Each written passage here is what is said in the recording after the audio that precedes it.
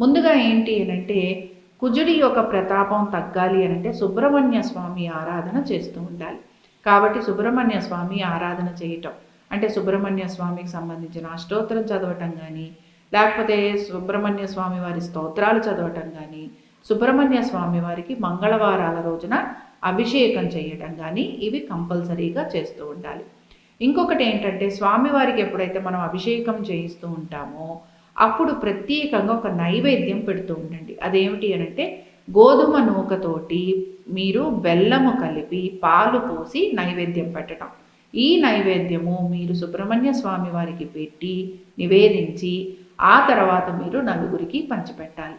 ఇలా చేయటం వలన కుజుని ప్రభావం ఏదైతే ఉంటుందో అది మీకు తగ్గుముఖం పడుతుంది.